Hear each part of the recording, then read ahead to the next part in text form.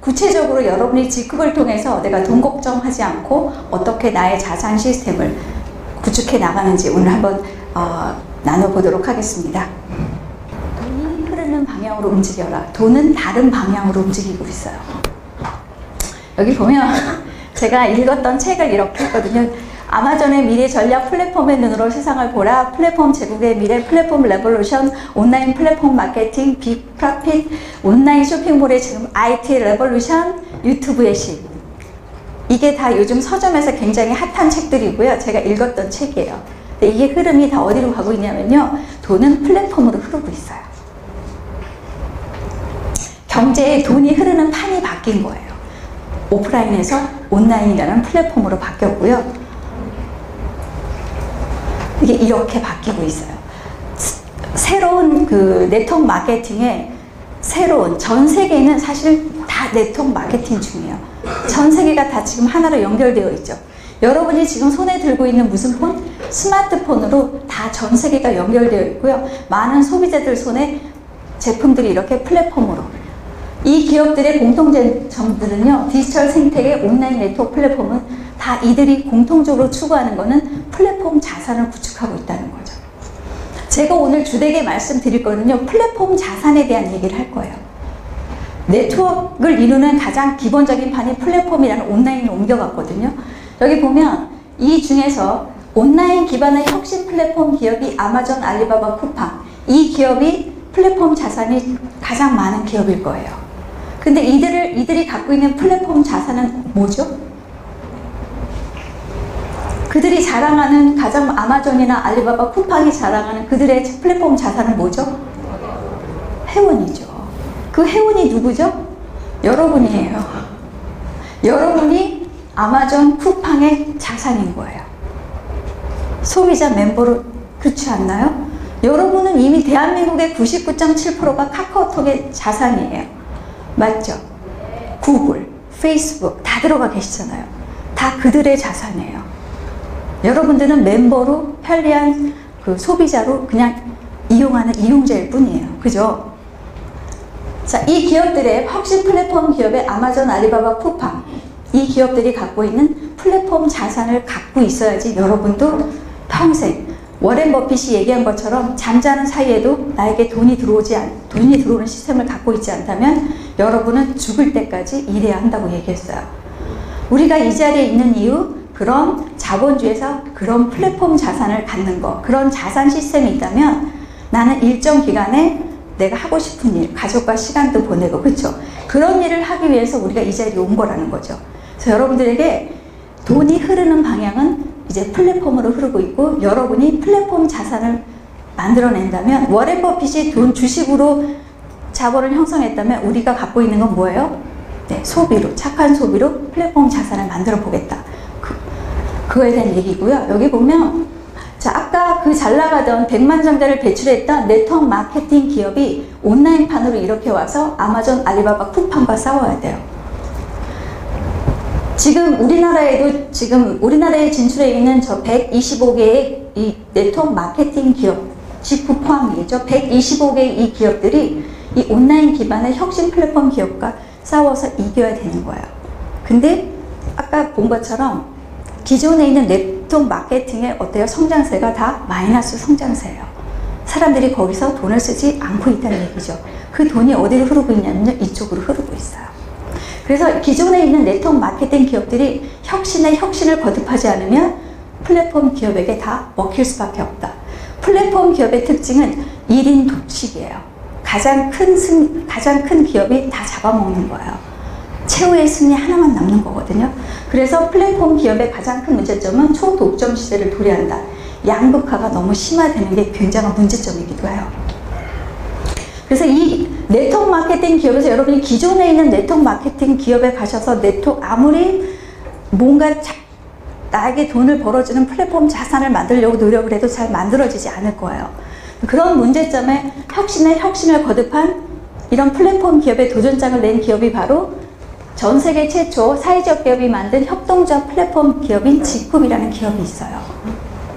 이런 기업들은 광고를 여러분들이 어떻게 막 이렇게 매체에다 광고를 하나요? 광고하지 않아요. 여러분들처럼 이 자리에 오셔야지만 들을 수 있어요. 여기 보면 글로벌 공정 플랫폼 G룹은 친환경 절대 생필품 가성비, 가심비, 그리고 글로벌 원서버 마케팅을 지향하고 있고요. 이 기업이 우리나라에서 가장 잘 나가는 쿠팡 기업과 대결을 해서 이길 수 있는 엄청난 경쟁력을 가지고 있어요. 자, 쿠팡의 가장 큰 그 킬러 컨텐츠라고 하면 고객을 나가지 않게 오랫동안 머물게 할 수 있는 그런 킬러 컨텐츠는 쿠팡은 가격과 빠른 배송, 총알 배송이에요. 그렇죠? 그런 킬러 컨텐츠 우리도 갖고 있죠, 당연히. 그죠? 이 기업이 여기 보면 이제 앞으로는 이 재구매일이나 이런 거 당연히 쿠팡 대한민국에 있는 젊은 30대, 40대 사람들은요, 쿠팡에서 거의 대부분 스마트폰 웹에 쿠팡에 깔려 있어요. 그쵸? 일반 마트 가지 않고, 일반 마트도 웹에다가 깔면 뭘 줘요? 선물 줘요. 그래서 집에서 스마트폰으로 주문하라고. 다 플랫폼으로 옮겨왔어요. 근데 여러분, 동네 마트를 스마트폰 웹에다 담으세요? 안 담으세요? 담지 않아요. 백화점도 담겨 있죠. 근데 여러분, 백화점에서 물건 사세요? 안 사요. 왜요? 비싸요. 가격 경쟁력에서 일단 이겨야 돼요. 그죠? 가격과 품질, 그게 가성비예요. 그 다음에 요즘에는 아무 기업거나 제품을 사지 않아요. 어때요? 사회 공헌을 해야 돼요. 그렇죠? 그런 제품, 가심비가 있는 제품, 좀 비싸더라도 만족을 주는 가심비가 있는 제품을 쓰게 되어 있죠. 자, 그런 면에서 보면, 자, 쿠팡과 공정 플랫폼 G룹이 싸운다면 당연히 이길 수밖에 없는 이런 선순환 분배 구조를 갖고 있다는 거죠. 기업이 줄 수 있는 최고의 서비스는 아마존, 알리바바, 쿠팡이 갖고 있는 최고의 서비스 해서 많은 고객을 끌어모을 수 있을지 모르나 이게 이제 이런 G룹이라는 이 기업이 계속 스마트폰을 타고 전 세계로 퍼진다면 최후의 승리는 누가 될까요? 저는 G룹이 될 수밖에 없다고 봐요. 왜요? 여기 이 플랫폼의 주인공은 누구예요? 이 플랫폼 기업이 주인이잖아요. G룹의 주인은 누구예요? 우리예요. 각자 개인에게 주는 거야. 이 플랫폼 사업권을 역시 마찬가지예요. 공정 플랫폼 G룹도 주식회사예요. 그러나 주주가 최대 주주 및 특수관계 이익배당 내려놨어요. 그래서 협동조합의 형태로 조합원에게 어떻게 한다? 동등하게 노력한 대가만큼 모두에게 주인에게 나누어 준다.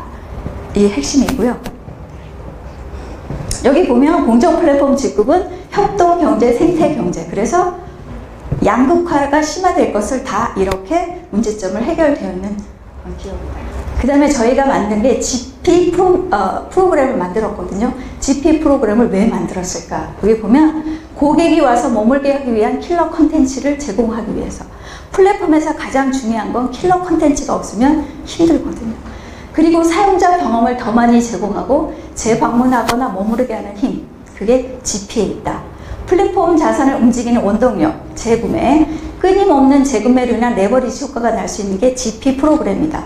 플랫폼을 스스로 성장하게 하는 원동력이 GP 프로그램이다. 이게 가장 큰 경쟁력이 될 것이고요. GP는 누구에게 필요할까? 플랫폼 자산 시스템을 갖추고 싶은 사람.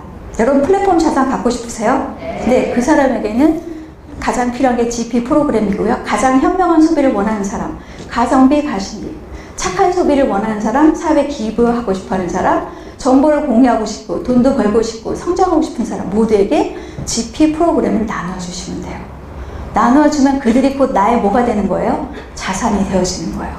우리는 서로에게 자산이 되어줘서 서로에게 이익을 나눠가는 그런 기업이고요.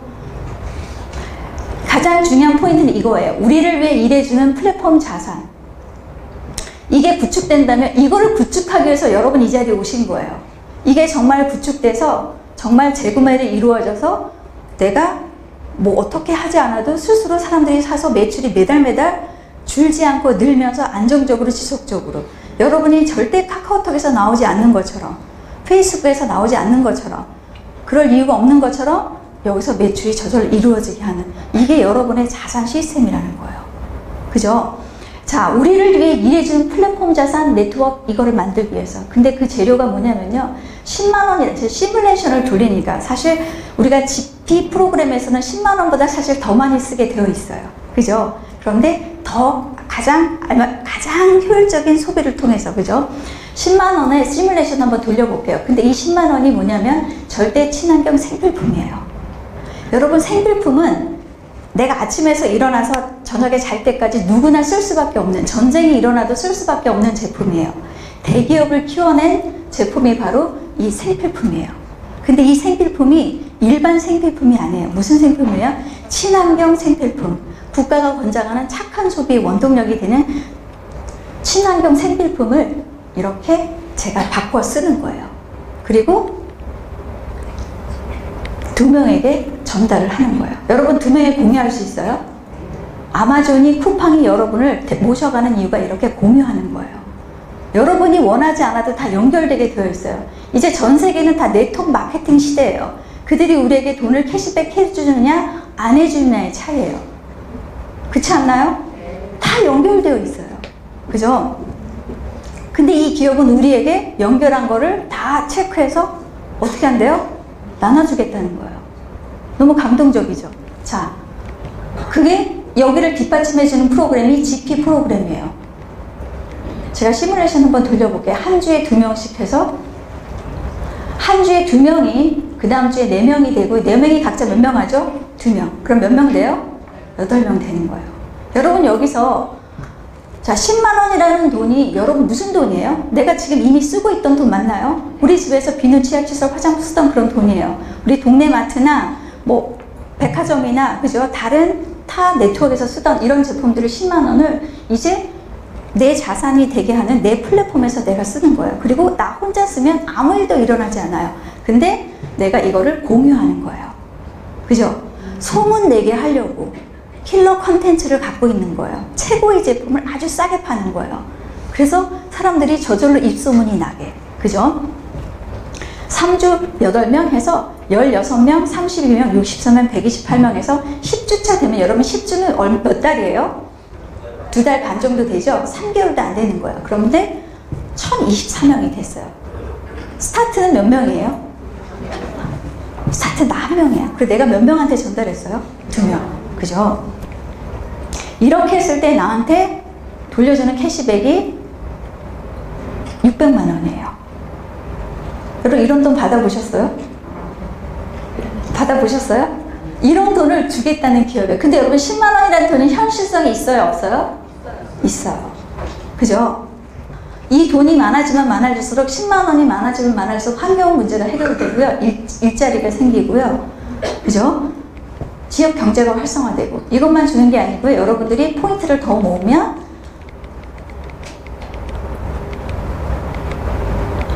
960만 원을 받을 수 있어요. 이게 뭐예요? 시스템이에요. 플랫폼 자산이에요. 우리가 해야 할 이유 시스템과 이 안에서 자 나는 2명으로 시작했지만 4명, 8명, 16명, 30명 되는 레버리지 모든 기업이 활용하는 레버리지 이게 없으면 시스템은 굴러가지 않는다. 그렇죠? 여러분들이 누군가에게 알려야 되는 거예요. 그죠? 그게 없으면 안 되는 거예요. 자본주의 속에 숨겨진 부의 비밀이 시스템과 레버리지라는 거예요. 여러분 레버리지 하지 않으면 레버리지 할 수 있는 도구가 없다면 어떻게 해도 할 수 없는 거예요. 근데 그 강력한 도구가 바로 가장 앞서가는 돈이 흐르고 있는 가장 앞서가는 도구가 바로 플랫폼 자산 네 라는 거예요. 마무리하겠습니다. 우리의 공적 플랫폼 직급은 사회와 고객의 무엇일까? 왜 우리는 이 일을 하는가? 고객의 주목을 끌기 위한 것인가? 아니면 고객의 문제를 해결하기 위한 것인가? 여러분이 직급을 쓰고 내가 누군가한테 전달했을 때 내가 단순히 돈을 벌려고 내 이웃에게 전달하고 있나? 그런가요? 단순히 물건을 팔기 위해서 전달하고 있나요? 직급 제품을? 아니죠? 그래서 직급이 될 수밖에 없는 이유. 이런 질문에도 우리가 떳떳이 대답할 수 있고 더 굉장히 자랑스러워지는 어깨가 펴지는 그런 기업이 바로 공적 플랫폼 직급입니다. 그래서 여러분들이 제가 얘기하는 핵심은 이런 기업이기 때문에 우리가 구축하는 자산 시스템은 흔들리지 않고 견고하게 시간이 지나면 지날수록 더 많은 레버리지를 통해서 여러분의 먹고 사는 문제를 완벽하게 해결해 줄 수 있는 그런 훌륭한 플랫폼 자산이라는 거 말씀드리고 마치도록 하겠습니다. 감사합니다.